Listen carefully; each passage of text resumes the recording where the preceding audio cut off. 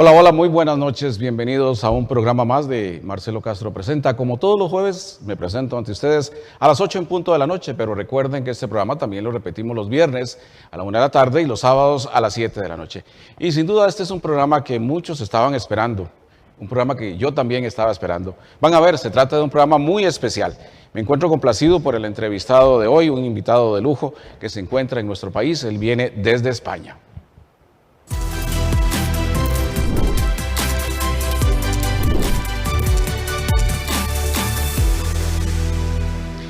En el año 1984, hace casi 4 décadas, salió a la luz un libro que estaba destinado a causar mucha controversia, pero sobre todo a sobrecoger a miles y miles de personas alrededor del mundo. Un periodista español, que era investigador del fenómeno OVNI, publica Caballo de Troya, acerca de la vida del maestro Jesús de Nazaret.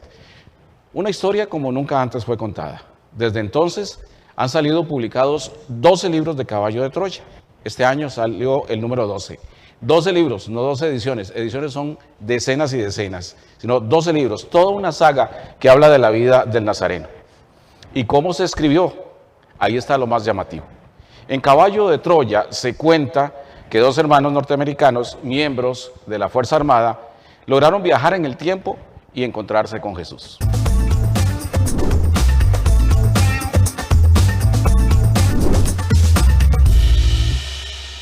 Bueno, ahora sí le voy a dar la bienvenida a don Juan José Benítez. ¿Cómo prefiere que le digan, Juan José o JJ?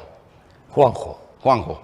Excelente, le diremos Juanjo. Entonces, bienvenido, señor Benítez. Muchas gracias. Don Juan José Benítez nació en Pamplona, España, y fue reportero. Fue periodista, como en mi caso, que trabajé muchos años como reportero. El periodismo es una pasión, ¿verdad, don Juan José? Pues sí, yo empecé en enero del 66 en España. Trabajé en 3 periódicos y en el año 79 decidí olvidar el periodismo activo y seguir con la investigación del fenómeno OVNI. ¿Qué sentía en ese momento? ¿Es una pasión, un llamado? ¿Qué lo alucinaba? Porque los que hemos leído sobre el fenómeno OVNI realmente a veces nos sentimos alucinados por ese tema. Yo me quedé muy sorprendido porque nunca me había ocupado de ese tema, jamás. Y un redactor jefe me envió a un pueblecito de la provincia de Burgos y me dijo, mira a ver, ¿qué es esto? Entonces leí el teletipo y hablaba de un objeto no identificado que se había colocado encima de una escuela. Bueno, me fui allí, hablé con los testigos y quedé sorprendido porque no obedecía a ninguna explicación racional. No era un helicóptero ni un avión, por supuesto, y la gente estaba asustada. Y a partir de ahí, 1972, por curiosidad, traté de averiguar qué demonios era ese fenómeno, ¿no? Empecé a investigar sin parar. Sí. ¿Cuántos libros había publicado antes de Caballo de Troya? Caballo de Troya aparece en 1984. Yo creo que habría publicado, no recuerdo exactamente, pero podrían haber sido 10 o algo así, 10 libros. Dice usted en su biografía que el destino le salió a su encuentro y lo convirtió precisamente en investigador de todos estos enigmas. Sí, bueno, yo pienso que cada ser humano tiene un trabajo, un papel que hacer en la vida, ¿no? Y el mío seguramente era escribir sobre la vida de Jesús, de la infancia, la juventud y sobre todo la vida pública, ¿no? Y además investigar y escribir sobre el fenómeno OVNI, sobre la vida después de la muerte, que a mí me parece también un tema muy, muy interesante. Sé que los que nos están viendo definitivamente sabemos que muchos están familiarizados con Caballo de Troya porque, bueno, yo toda la vida he pasado escuchando sobre Caballo de Troya. Ese es el libro número 1. Del cual yo no sé cuántas ediciones ya se habrán hecho, tal vez hasta usted perdió la cuenta. Ni idea. Ni idea. Ni idea, pero muchas, muchísimas. Sí. Y el número 12 que se está presentando precisamente este año. ¿Cierra con esto la saga? Sí, sí. Han sido más de 40 años, teniendo en cuenta el periodo de investigación previa, y luego pues son 7.044 páginas. Eso escrito, 7.044. 7.044 páginas, si no he contado mal. Y para que se hagan una idea, los evangelios canónicos, creo que suman alrededor de 200 páginas. Es decir, me parece una información exhaustiva de lo que pudo ser, repito, lo que pudo ser la vida de Jesús. Y ahí comienza todo el misterio, y ahí comienza todo lo interesante. ¿Por dónde empezar de eso? Usted está en México en una entrevista y recibe una llamada de un hombre que resulta ser a la postre uno de esos militares que viajó en el tiempo a la vida de Jesús. ¿Es así? Así fue. Lo que pasa es que yo en esos momentos, cuando hablé con él por primera vez y por segunda vez, no me percaté de cuál era... ¿De qué era lo que le iba a dar? Claro, qué era lo que me estaba preparando, ¿no? Yo creo que él quedó impresionado cuando en ese programa de Jacobo Zabludowski En Televisa. En Televisa, yo hablé con mucho entusiasmo sobre la figura de Jesús y conté lo que había sido probablemente la pasión y muerte en base a la Sábana Santa de Turín. Y este hombre me llamó, yo creo que probablemente impresionado por mi entusiasmo. Y bueno, al principio, durante las primeras entrevistas, él vivía en Yucatán. Yo no me percaté de cuáles eran sus intenciones. Es más, yo fui a Tabasco, al estado de Tabasco, porque pensé que tenía alguna relación con el fenómeno OVNI. Ex oficial de la Fuerza Aérea Norteamericana, pensé, OVNI. Sí, claro, y es fácil pensar, ellos probablemente tengan mucha información que incluso se ha mantenido secreta. Claro, me equivoqué. Me equivoqué. Era mucho más importante que el fenómeno OVNI. Totalmente. Había leyendo el libro, hay todo está rodeado de misterio y también de precaución. Imagino que era un documento tan secreto, era algo tan secreto que hasta él tenía temor por su vida.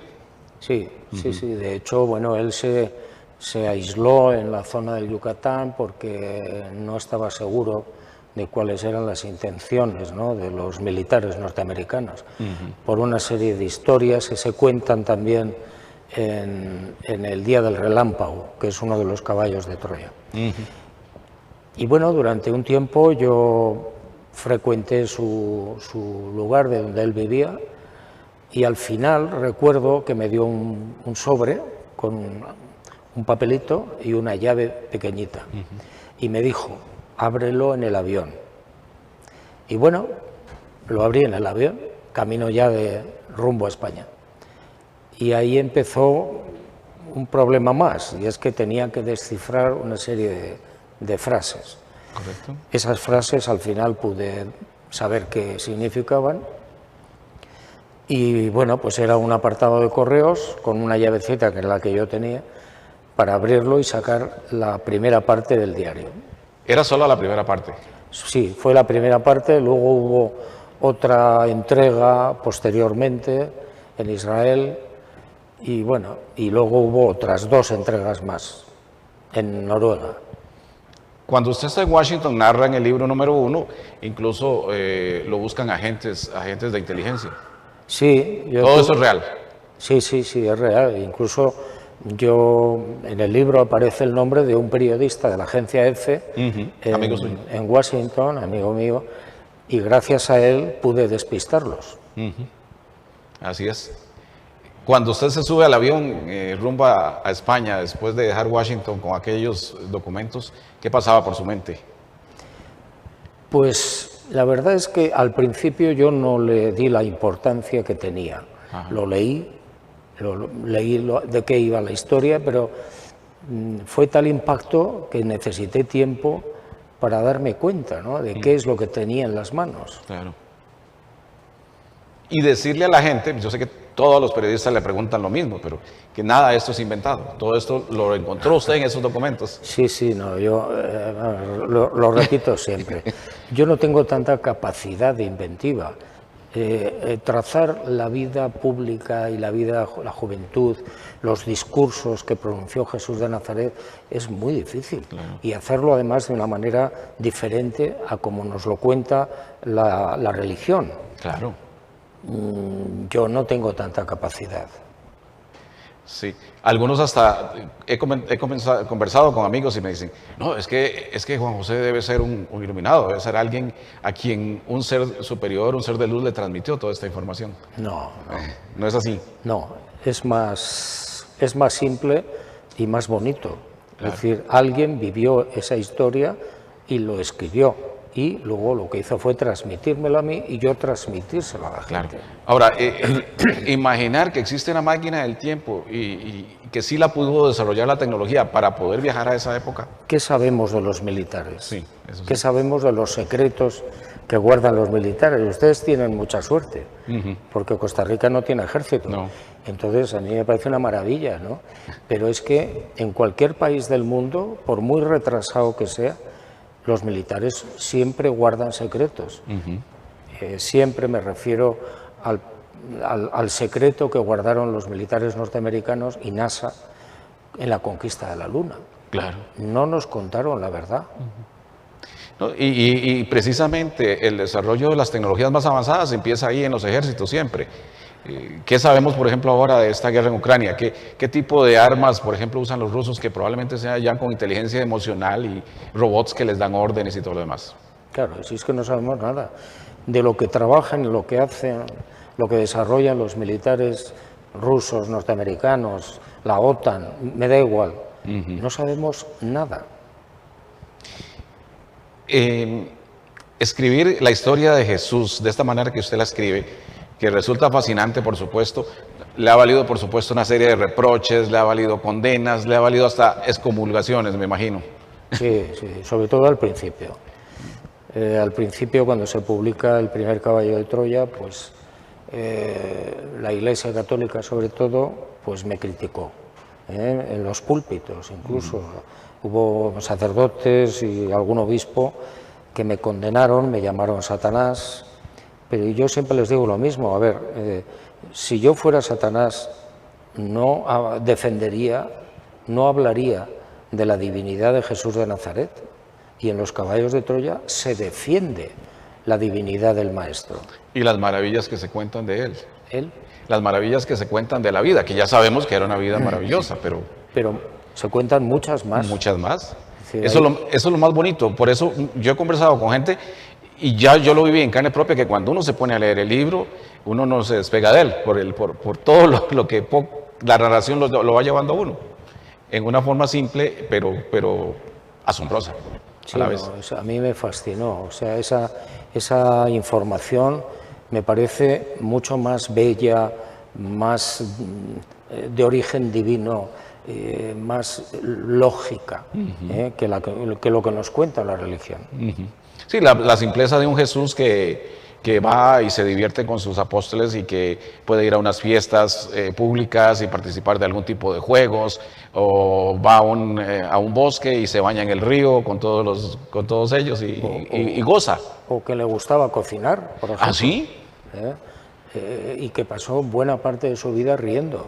Correcto. Por eso yo digo siempre que entrar en una iglesia y ver a un Jesús crucificado es de mal gusto. Es de mal gusto y es una forma incluso de inculpar a la gente. Decir, Claro. somos responsables de eso.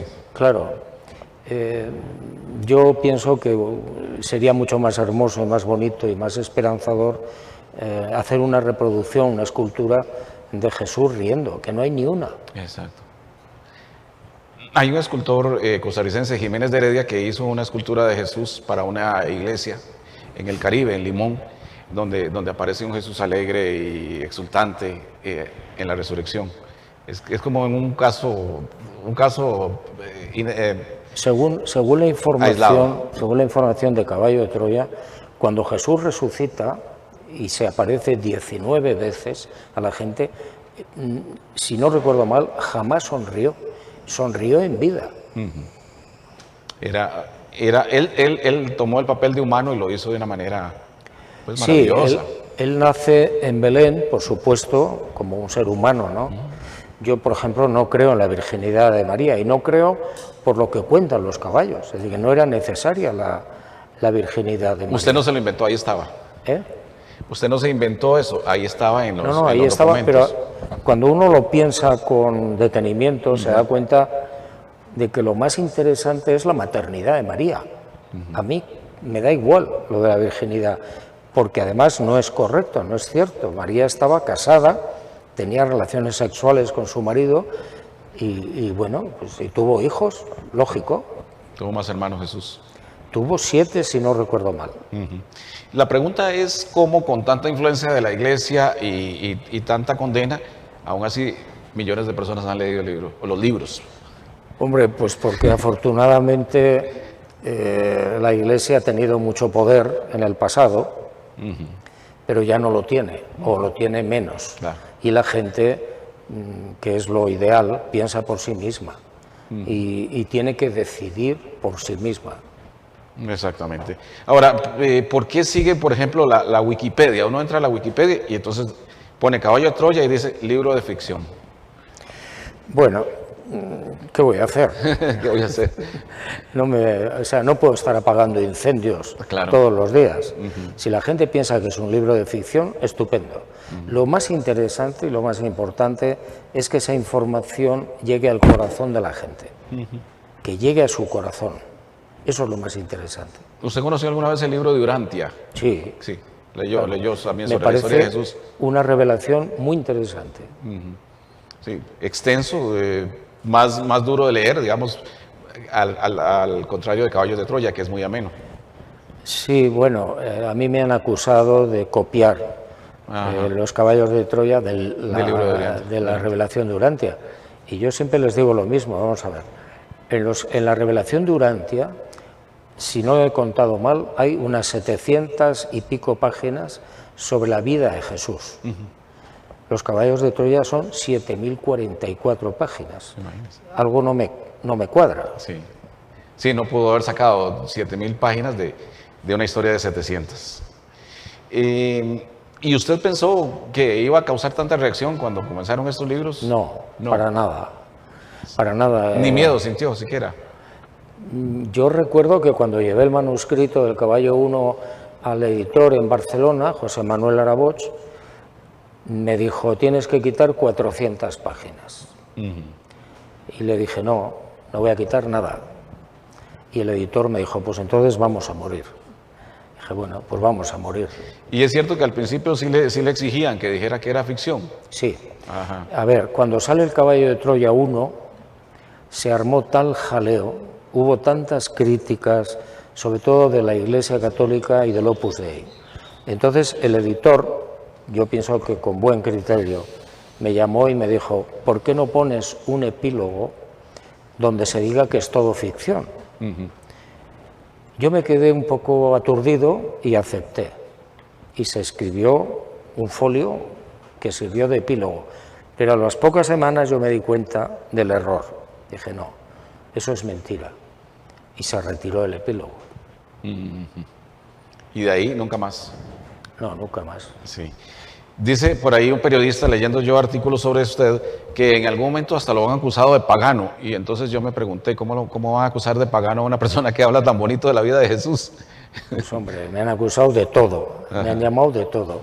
Pero insisto y repito, si en esos libros se defiende la divinidad del Maestro, ¿cómo voy a ser yo un pagano o Satanás? Pero bueno, además da igual, si lo que importa es el contenido de los caballos, no lo que yo sea. Claro. Y además de que los que hemos leído partes de la Biblia o lo que hemos estudiado temas de espiritualidad, vemos que ahí todo coincide, nada es contradictorio a lo que son los principios de la espiritualidad y de la fe. A los principios de la espiritualidad, efectivamente, estoy de acuerdo, no hay ninguna contradicción. Lo que hay es contradicción con los principios católicos, de la Iglesia Católica, empezando por el hecho, yo que menciono siempre, de que Jesús no fundó ninguna iglesia. Correcto. Eso es un invento posterior de la gente que empezó a ver cómo aquella estructura empezaba a hacerse grande. Y tuvieron que establecer una serie de jerarquías, de normas, de disciplinas, de dogmas. Estamos hablando de los romanos, que necesitaban esa iglesia también para reafirmar poder. Claro, eso poco a poco, bueno, luego aparece Pablito de Tarso, etcétera, y el genio del marketing, y entonces aquello se va conformando, ¿no? Claro. Pero Jesús de Nazaret nunca fundó una iglesia, dijo algo diferente a lo de tú eres Pedro y sobre esta piedra edificaré. No dijo eso, dijo otra cosa. Pero esas frases fueron manipuladas, como otras muchas del Evangelio. Claro. Así es. Bueno, vamos a hacer la primera pausa en esta entrevista, que se nos va rápidamente porque hay tantas cosas hermosas y interesantes que hablar. Pero vamos a poner una frase precisamente de Caballo de Troya 1. Y esto es cuando uno de estos hombres se encuentra con Jesús, ¿verdad, Juan José? Que dice: jamás olvidaré aquella mirada, los ojos del Galileo ligeramente rasgados y de un vivo color de miel, tenían una virtud singular, parecían traspasar toda la fuerza del cosmos. Eso lo dice... Sí, es una descripción del maestro. ¿Qué hace Jasón eso? Jasón, sí. Jasón. Perfecto, ya casi regresamos.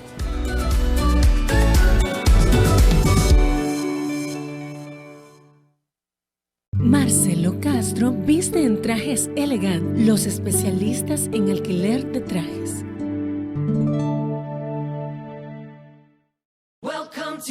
En Chili's disfruta con familia y amigos un menú para todos los gustos todos los días, haciendo tu visita a Chili's especial y memorable. Empezá con un delicioso guacamole preparado en tu mesa. Disfruta de nuestras costillas, hamburguesas, crispers de pollo, fajitas, pastas y las mejores margaritas. Reúnete con amigos, compañeros y familia, haciendo de cada ocasión un momento Chili's. Vení y viví la experiencia Chili's. PC Todo, los especialistas en computadoras. Contamos con las mejores marcas del mercado y el mejor precio. Computadoras y laptop para todo tipo de trabajo, casa, empresa, diseño, gamer, soporte técnico, reparación de computadoras y laptop, venta de periféricos y accesorios. Encuéntrenos en www.pctodocr.com y en nuestras redes sociales. Estamos en Desamparados del Colegio Monseñor Odio 150 Oeste, carretera principal. Teléfono 4704-9024, WhatsApp 8897-6585. ¡Perfecto!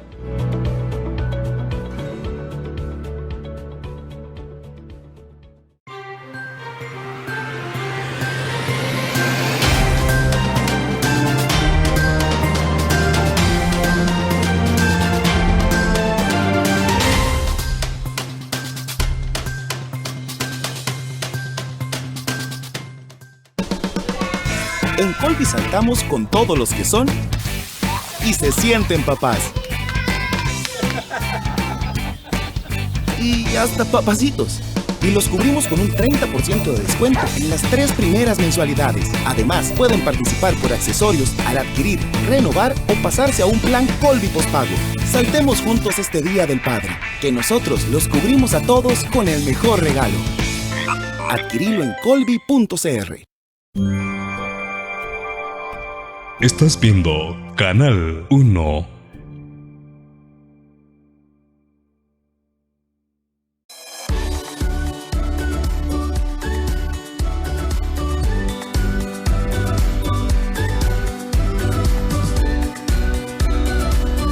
Bueno, si usted está viendo esta entrevista con Juan José Benítez, autor de Caballos de Troya, le invito también a que lo comente con sus amigos o amigas que han leído el libro o que les interesa saber sobre el libro, porque este programa se repite los viernes a la 1 de la tarde y sábado a las 7 de la noche. Y en esta segunda parte de la entrevista hablaremos con JJ Benítez sobre el libro número 12 de Caballo de Troya, este libro que viene precisamente a presentar a nuestro país y que se titula Belén, y es que ahí en las cercanías de Belén es donde empieza esta historia de propiamente este libro 12.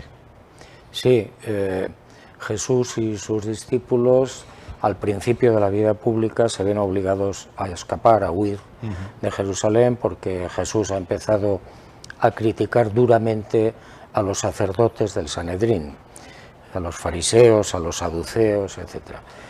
Y el Sanedrín dicta una orden de caza y captura, entonces tienen que huir. Escapan y están prácticamente 6 meses del principio de su vida pública huyendo. El primer lugar al que llegan es Belén, la zona de Belén, y luego van descendiendo hacia el Mar Muerto, toda esa zona. Entonces, en Belén pasan una serie de cosas desconocidas, no están en los evangelios canónicos, donde, bueno, pues uno se entera de qué pasó en la matanza de los niños, de los inocentes, cuántos niños murieron, qué ocurrió, quién los mató, por orden de quién. Y bueno, pues hay algo que no voy a contar. No, para que lo lean. Relacionado con esa matanza que a mí me impactó mucho, ¿no? Sí. Y luego, pues nada, él sigue con su grupo huyendo, porque los van localizando. Correcto. Y entonces llegan al Mar Muerto, hay unas experiencias interesantes con dos sectas que había en ese lugar, los esenios. Se sabe que existieron. Sí, y los Nazir, por ejemplo. Y no voy a contar más. Sí, sí, sí. Ahí en las cercanías de Belén, cuando comienza el libro, se habla, por ejemplo, de cómo pues, la gente todavía guardaba ese dolor por la muerte de los niños, ¿verdad? De quienes habían sido sus primogénitos, familias enteras de que los primogénitos habían sido asesinados por Herodes y incluso, bueno, como usted dice, hay muchas cosas que no se pueden contar del libro para que la gente las vea, pero llaman detalles la atención, por ejemplo, el de una mujer que es hermana de uno de estos niños y ella es bruja y entonces trata de acabar con la vida de Jesús a través de hechizos. Sí, exacto, sí. Bueno, es una secuencia que dura bastantes días. Bastante. Y bueno, había entonces una ley no escrita, sobre todo entre los beduinos, que era la ley de la sangre. Es decir, ellos tenían derecho a la venganza si alguien mataba a alguien de su familia. Claro. Y bueno, cuando esta mujer de los ojos violetas aparece Jesús en esa zona, se entera y trata por todos los medios de matarlo. Exactamente. Con sus ardides de hechicería. Exacto.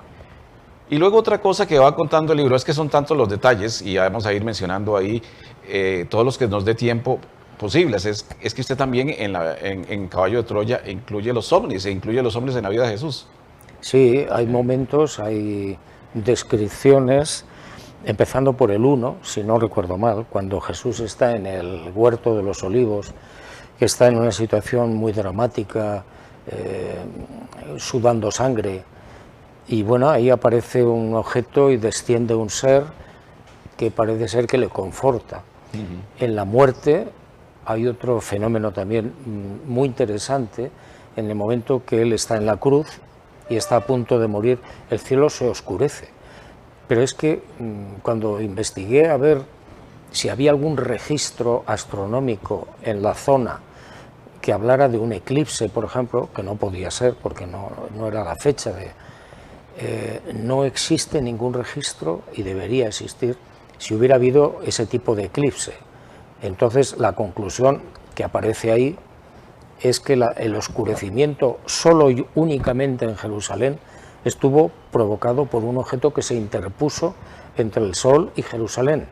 Eso sí provocó un cono de sombra. Y hay más pasajes, ¿no? Sí. Y acá en el 12, por ejemplo, me encantó todo lo que narra del propio Juan, del propio Juan el Bautista, que sube por varios días, o por bastantes días, a una nave.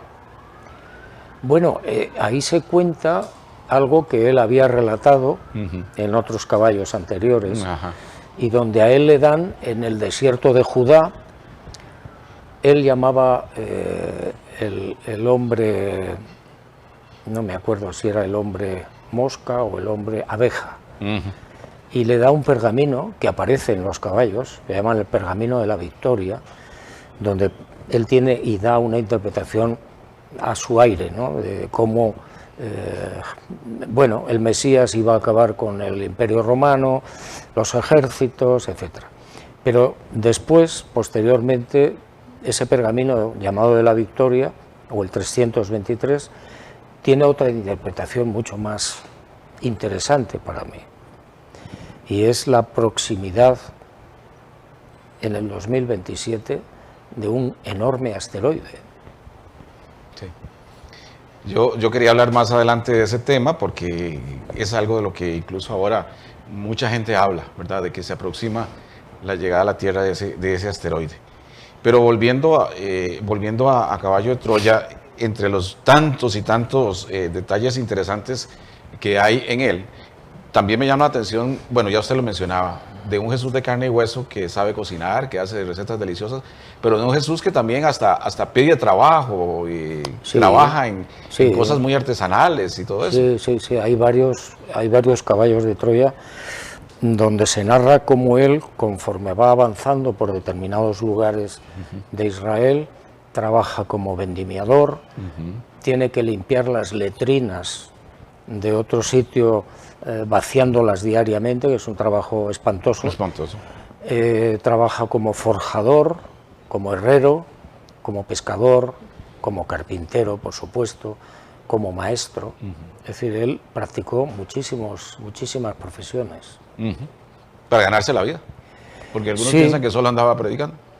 Sí, para ganarse la vida, y también porque él practicaba una cosa que no está tampoco en los evangelios, que llaman, en los caballos llaman, él practicaba IM, que significa conocer a sus criaturas, entrando en sus casas, preguntándoles, interesándose por sus problemas, por sus sueños, necesidades, etc. Eso le encantaba, y siempre que iba por el país procuraba entrar en esas granjas, en las ciudades, en los públicos. Dice acá en Caballo de Troya número 12 que la familia veía a Jesús más bien como un libertador, como un líder guerrillero que iba a sacar a los romanos de Judea. Exacto, y ese fue un problema, yo diría que gravísimo, entre Jesús de Nazaret, su madre y su familia, o parte de la familia. María tenía una idea lógica, y es que cuando ella llevaba 8 meses casada, se aparece un ángel y le dice algo, no lo que dice el Evangelio, le dijo otra cosa. No habló nunca del reino de David, habló de un señor que iba a hablar del Padre Azul con una enorme fuerza. Pero bueno, María interpreta esa presencia de ese ángel como que su hijo va a ser el Mesías libertador de Israel. Había más de 500 profecías en los libros sagrados de los judíos sobre este personaje que iba a ser un militar, un rompedor de dientes, y que iba a echar efectivamente a los romanos al mar. Cuando Jesús empieza a ser mayor y empieza a darse cuenta de cuál va a ser su papel, se enfrenta con la madre y le explica, le dice: yo no soy el Mesías, yo no soy el Mesías, yo soy algo diferente, yo diría que más importante, que trae un mensaje al mundo. Pero eso significó un enfrentamiento hasta el día de la muerte, por parte de su madre. Hasta el mismo día de la muerte. Sí. La madre no aceptó nunca el papel que Jesús le explicó que quería hacer y que era su destino. Exacto. Y cuando él les decía que su destino era morir de esa manera, obviamente nadie lo iba a creer. Él lo dijo bastantes veces, se lo anunció, a los discípulos y a mucha gente, le dijo cómo iban a matarlo, cómo iban a morir, etc. Pero la verdad es que nadie le hizo caso. ¿Por qué? Pues porque era un hombre que hacía grandes prodigios. Y entonces pensaron, ¿cómo lo van a capturar? Es imposible. Sí, exactamente. Pero como él lo decía, está escrito. Y era el destino. Era su destino, sí, claro. Sí. Hábleme del papel de María Magdalena en la vida de Jesús, porque se ha hablado tanto y se ha tergiversado tanto. María Magdalena aparece sobre todo en el diario de Eliseo. María fue una mujer con una vida muy dura, muy difícil. La violaron de niña, se dedicó a la prostitución mucho tiempo, hasta que una pareja... Jesús tuvo especial cuidado en rodearse de 12 varones. Él no los eligió. ¿No los eligió? No, eso está mal en los evangelios. Fue mucho más bonito y mucho más interesante. Y al mismo tiempo, cuando ya estaban los 12 varones, se preocupó de que le acompañaran 12 mujeres, que estaba muy mal visto en Israel por parte de los judíos. La mujer era de tercera división. Claro. Entonces, una de esas 12 mujeres que le acompaña a Jesús en su vida de predicación, entre esas mujeres estaba María Magdalena, María de Magdala, que era bueno, pues había trabajado en un prostíbulo, había tenido una enfermedad en la piel, probablemente psoriasis, y bueno, por hacer breve la película, esta mujer se une al grupo de las 12 y va con Jesús y camina, y de vez en cuando lo estiman oportuno, son las mujeres por un lado y los hombres, los varones por otro, quienes predican en determinados lugares. Pero María Magdalena jamás se enamoró de Jesús, jamás fue pareja de Jesús, eso no es cierto. Eso fue un invento del año 1978 como hipótesis de trabajo, no como realidad, en un libro que se llamaba El Enigma Sagrado. Y a partir de ahí llegó toda esa historia de que si tuvo una hija, se fueron a Francia y no sé qué. Todo eso es falso. En todos los libros él se refiere, obviamente la historia toda habla de Dios como el Padre Azul. Y una cosa que es desafiante, bueno, ¿por qué el Padre Azul? Y la otra que es desafiante es para la religión. Usted hablaba de lo de los templos, ¿verdad? En el sentido de que Jesús, de que Dios habita en nuestros corazones. No hay que ir a encontrarlo en esos templos de piedra. En nuestras mentes. Eso lo explica Caballo de Troya, no es algo mío, y yo lo repito porque está ahí, ¿no? Y Jesús hablaba de que cuando el ser humano adquiere cierta capacidad mental, él llama, cuando toma su primera decisión moral, generalmente alrededor de los 5 o 6 años, una fracción infinitesimal del Padre Azul, el número 1, baja, desciende y se instala para siempre en la mente humana. Y nadie sabe ni cómo ni por qué, ni cómo se hace eso, ni los ángeles. Y esa chispa, esa parte infinitesimal que se instala en la mente humana, viene, dice Jesús ahí en Caballo de Troya, viene acompañada de un regalo, que es el alma. El alma. Es un regalo del Padre para nosotros los humanos. Para cada ser humano, en el momento que se instala la chispa divina, en la mente humana, viene de la mano del alma. El alma es la personalidad, o yo lo interpreto como el yo, la personalidad. Jesús pone un ejemplo, dice, es como un cáliz. Lo único que tienes que hacer es llenarlo de experiencias, las que sean. Sí, de hecho por ahí leía cuando dice, bueno, venimos al mundo a aprender a través de la tristeza, a través del dolor, pero también de las alegrías, pero también del amor, pero también del desamor. Sí, son experiencias. Son experiencias que venimos. Y venimos a eso. ¿Por qué? Porque este sitio, la Tierra, es un lugar material y por tanto imperfecto. De donde venimos y a donde iremos es diferente. No tienes la posibilidad de tener ese tipo de experiencias.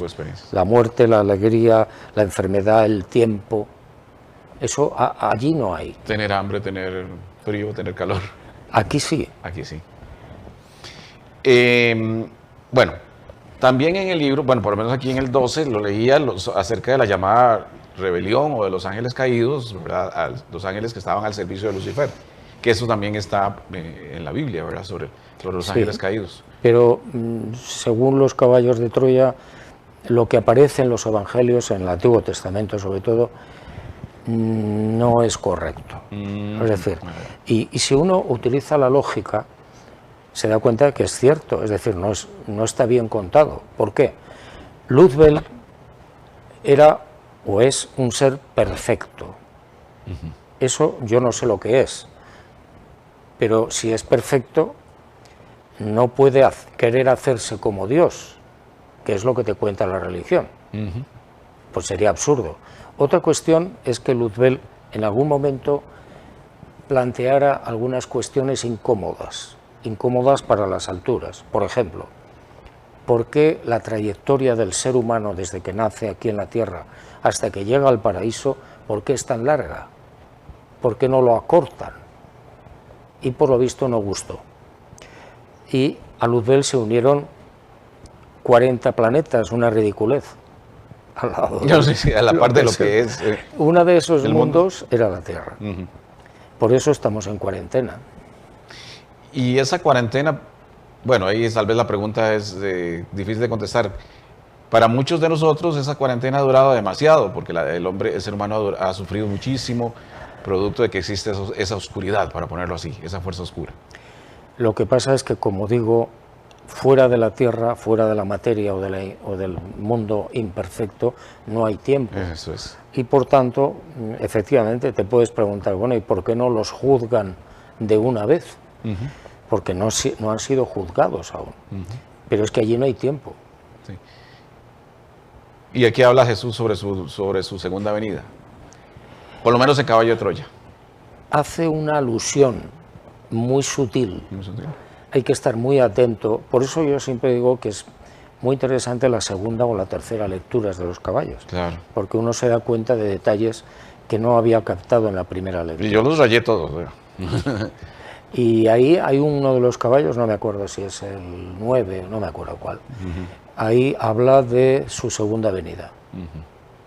Y supuestamente esa segunda venida, coincidiendo tal vez con el Apocalipsis, vamos a ver qué piensa usted, va a ser luego de una época de mucha tribulación donde el planeta se va a ver sometido a guerras, a destrucción y también a fenómenos destructivos como los terremotos. Yo lo que interpreto es que después de una gran tribulación, Jesús de Nazaret se presentaría en la tierra, después de una gran tribulación.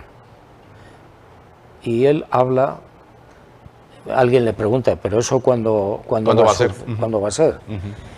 Y él responde con una enorme sutileza, y dice, Or Gadol, después de la gran luz. Okay. Or Gadol, después de la gran luz. Ahí cada uno puede interpretarlo como quiera. Sí, porque podemos decir, ok, el planeta sometido a una gran tribulación, que algunos piensan que ya está comenzando, y luego aparece la luz o reaparece la luz. Esa es la interpretación que le doy yo, bueno, y él habla de Or Gadol, y no dice más. Sí, porque he leído incluso que en algunas partes que se dice que todos los seres humanos nos vamos a dar cuenta de alguna forma por algo que vamos a recibir, por una... Hombre, supongo que si hay un gran problema en la humanidad, una gran tribulación, y aparece después esa gran luz, estará muy claro. Exactamente. Bueno, hemos hablado realmente poquito de Caballo de Troya, ¿verdad? Hemos ocupado casi 2/3 de la entrevista, pero es poquito lo que podemos hablar de ellos, porque son 12 libros, pero ya saben, los 12 libros pueden ser conseguidos acá, están en las librerías internacional, en estas presentaciones maravillosas, y por supuesto conocer este número 12, que es el último que él saca, y dice que ya no habrá más Caballos de Troya, don José. Ya no hay más información. Ya no hay más información. Queda una parte, pero no es Caballo de Troya, donde se cuenta, antes de la vida pública, Jesús estuvo 2 años y pico viajando por el Mediterráneo. Estuvo en Egipto, parte de ese viaje por el Mediterráneo fue Egipto. Y entonces, bueno, ese es un libro que se llama Rayo Negro, que no se ha publicado todavía. Pues estaremos entonces atentos a esto, y los próximos minutos de la entrevista, si usted me lo permite, vamos a hablar de la parte en la que usted comenzó, que fue la investigación sobre el fenómeno ovni. ¿Qué le parece? Muy bien. Bueno, muchas gracias. Vamos a hacer esta pausa con una frase del libro número 12, en donde Jesús dice, estás aquí para saber a qué sabe el dolor. Eso fue lo que comentamos con don Juan José. La belleza, la soledad, la alegría, el miedo, la búsqueda del Padre Azul, entre otras cosas. Muy bien, ya volvemos.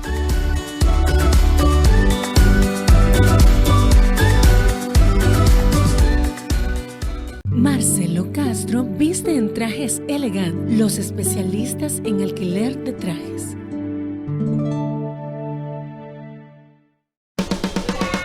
En Colby saltamos con todos los que son y se sienten papás.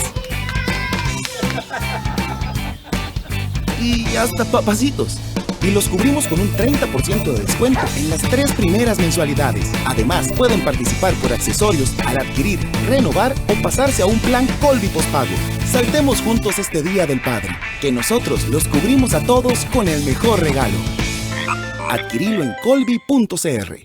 ¿Has escuchado las frases, el amor no tiene edad, a gato viejo ratón tierno? Ahora sí lo van a hacer hombre. La unión entre una persona adulta y otra menor de edad es una relación impropia. Aún con el consentimiento de la persona menor y su familia, es ilegal. Las consecuencias que sufren las niñas, niños y adolescentes son nefastas. Las relaciones impropias son relaciones desiguales y de poder. Aunque las veamos como normales y aceptables, no lo son. Alcemos la voz. El Instituto IEXA es el instituto profesional de belleza con mayor trayectoria y respaldo de Costa Rica. Cuenta con cursos, talleres, seminarios y maestrías estructurados para formar profesionales altamente capacitados. ¿Quieres formar parte del mejor instituto de belleza del país? Llama en este momento al 2222-7675. 2222-7675. Army Technology. Somos importadores directos con más de 15 años en el mercado nacional, enfocados en la distribución de productos para el hogar, tecnología, salud, belleza y mucho más. Llegamos a todo el país y garantizamos la mejor calidad al mejor precio para su negocio. Contáctenos en Moravia, de la Municipalidad 300 Metros Sur. WhatsApp 85740969 8301-7135. Army Technology.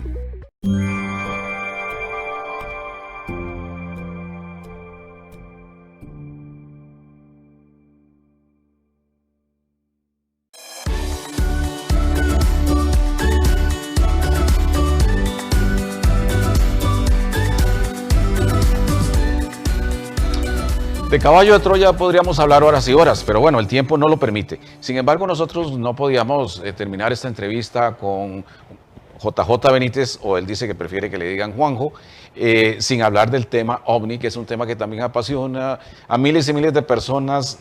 ¿Cuántas personas tienen testimonios? Yo no sé cuántos, pero a usted personalmente me dice usted, o me contaba, que la motivación fue precisamente cuando lo envían a ese pueblito español a investigar un tema sobre ovnis.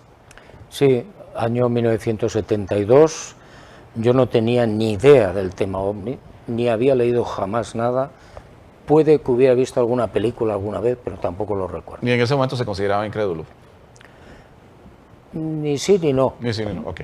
No me interesaba, no me preocupaba, y entonces un redactor jefe que se llamaba Alfonso Ventura, en la Gaceta del Norte, en el País Vasco, me da un teletipo un día, mira a ver qué es esto. Y yo leí el teletipo y decía, pues un objeto no identificado, ha sido visto en tal sitio. Y me acuerdo que nos fuimos el fotógrafo y yo para el público, y le digo al fotógrafo, vaya costillas que nos vamos a comer en Lerma, que era un pueblo anterior. Sí. Pero bueno, llegamos allí, empezamos a investigar, hablar con las personas, con los testigos, y yo me quedé muy impactado porque aquella gente no mentía. Estaba asustada, habían visto un objeto muy largo, muy luminoso, en silencio, encima de la escuelita. Y claro, empecé a pensar y dije, bueno, globo no, helicóptero tampoco, avión menos. Entonces, ¿esto qué es? Y ahí empecé a investigar, por curiosidad. ¿Y fue tal lo que causó el impacto en usted que se retiró de ser reportero? Sí, eso fue en el 72, y yo en el 78 se dio una circunstancia, y es que entró el Opus Dei en mi periódico. Y el Opus Dei me dijo, se acabaron los reportajes sobre ovnis en este periódico. Entonces, claro, yo me encontré con la posibilidad de quedarme allí, no investigar nunca más. Seguir en otras cosas. Y conservar el sueldo o marcharme del periódico. Y opté por marcharme del periódico con la oposición de todo el mundo. De ahí empezó, ¿cómo empezó su aventura? ¿Empezó a viajar, empezó a leer libros, empezó a buscar escritos? Bueno, yo en el 75 publiqué un primer libro sobre el tema OVNI, y luego empezaron a salir otros 4 o 5 libros más. Y ya cuando yo me retiré del periodismo activo, 1979, yo continué con la búsqueda, la investigación, con el gran problema de que al no tener recursos económicos, cada libro nuevo que yo tenía que hacer, tenía que desplazarme y consumir mucho tiempo, dinero, etcétera, ¿no? Pero bueno, yo creo que algo me iba dirigiendo, ¿no? ¿Cuántas personas habrá entrevistado usted que hablen de contactos ovni? Pues en 51 años, hace 2 o 3 yo lo conté más o menos, ¿no? Y había 26.000 testigos. 26.000 testigos. En todo el mundo. Con lo cual, bueno, pues mi certeza sobre el fenómeno ovni es total. Tengo media docena de certezas o menos y muchas dudas. La certeza más importante es que el fenómeno ovni es cierto, es real y lo saben muy bien los militares, los captan en los radares, han hecho películas, fotografías, pero sobre todo para mí lo más importante es la palabra del testigo. Claro. Eso es impresionante. ¿Cuál fue la primera vez o el primer país que visitó para investigar sobre esto? Bueno, España. Empecé por España, me recorrí varias veces el país buscando testigos, testimonios, y luego ya salté a América y empecé país por país durante muchos años.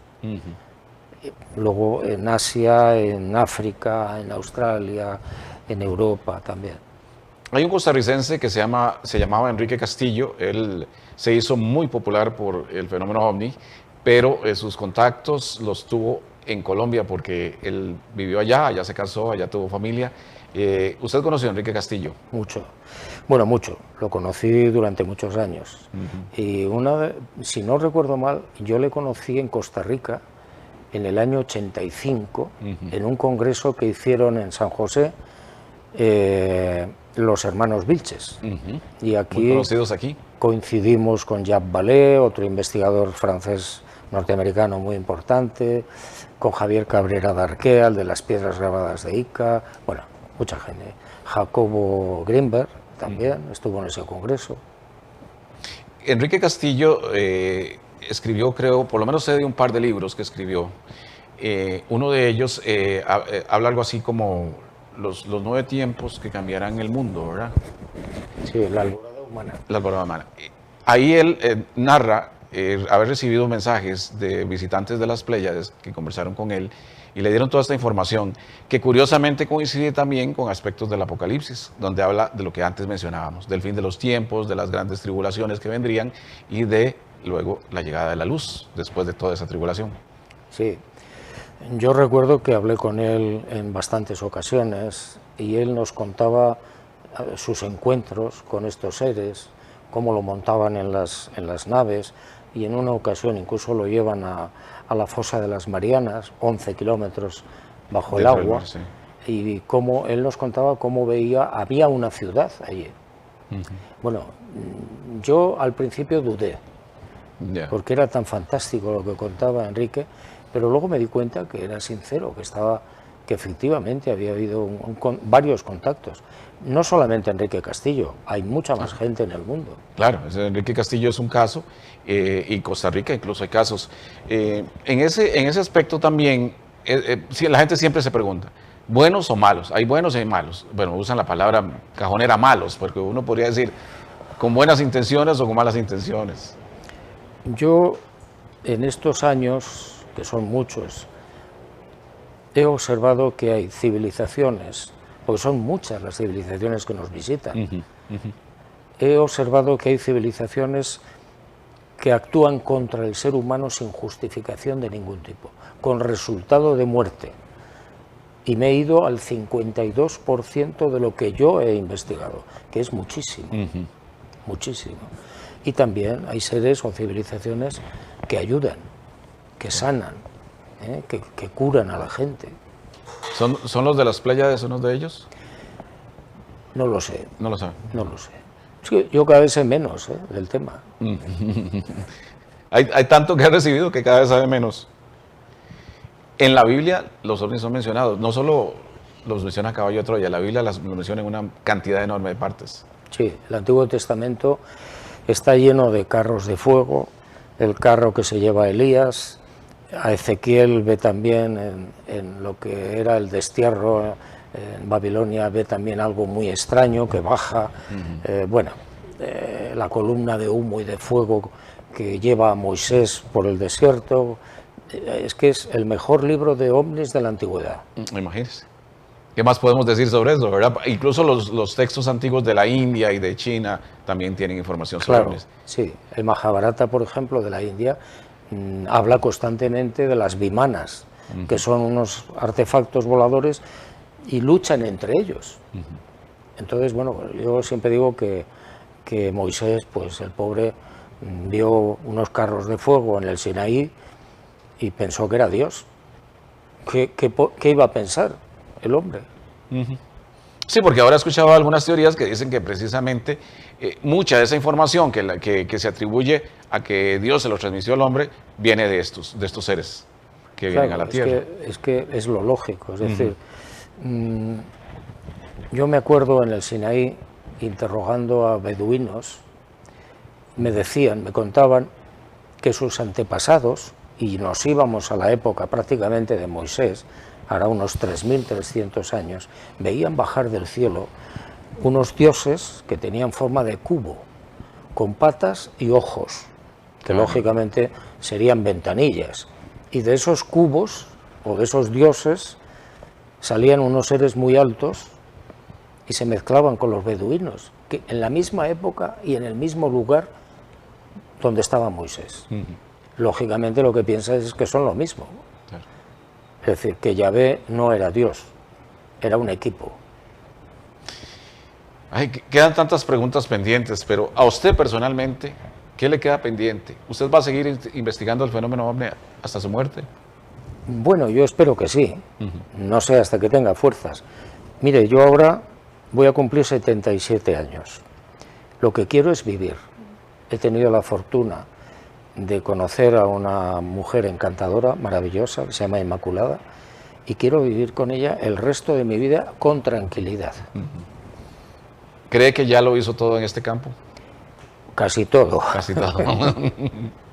Ha disfrutado mucho todo eso, me imagino que viajar, que ir a esos congresos, que conversar, que buscar testimonios, investigar libros. Sí, bueno, lo he pasado muy bien, he vivido intensamente, he recibido muchísima información de todos los ámbitos que usted pueda imaginar, militares, civiles, y creo que me he enriquecido muchísimo, ¿no? Todo ese bagaje cultural lo que hago es trasladarlo a mis libros. Claro. Yo no me gustaría morirme con un secreto, no.